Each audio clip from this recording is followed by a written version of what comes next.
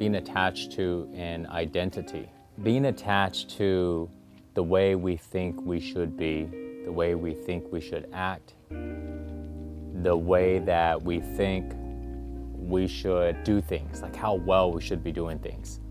When we are attached to an outcome of certain things that are in our life, and we are affected emotionally if we don't accomplish that outcome in the way that we see it to be, we are attached to an identity.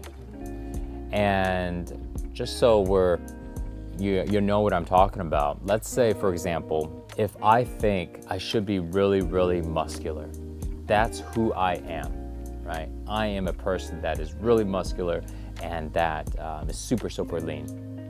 Therefore, when that happens, I feel good about myself.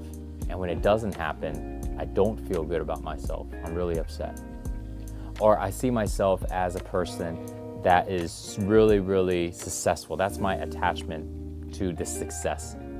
And therefore, when I am successful, I'm doing really well and I feel proud of myself. And then when I'm not, I don't.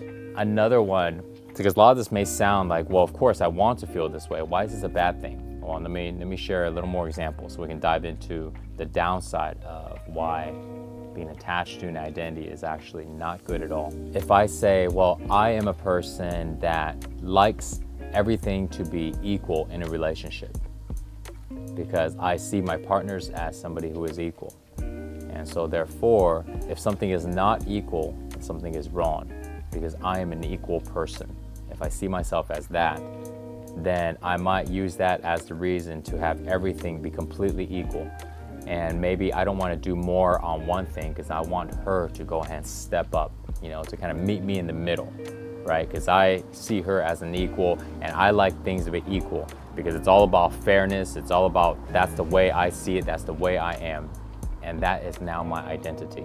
And therefore, if it doesn't happen that way, if she doesn't do certain things that I feel that I have contributed, she doesn't contribute the same amount, then there's a problem. And now there's conflicts, now we have an issue.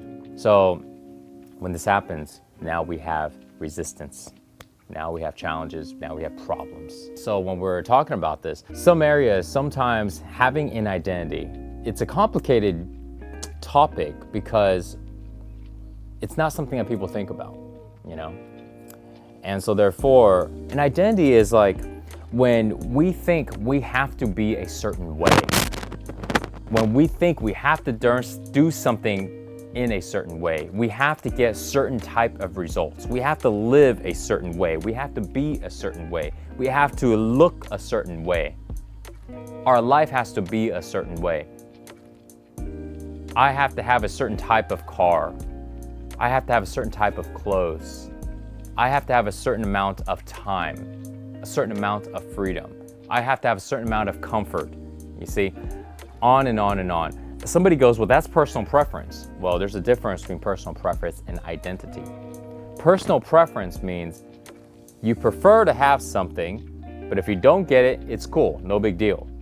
Having an identity of something means I prefer to have this thing.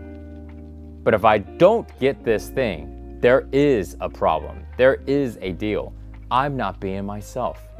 I feel like I'm not being myself, like who I am being restricted.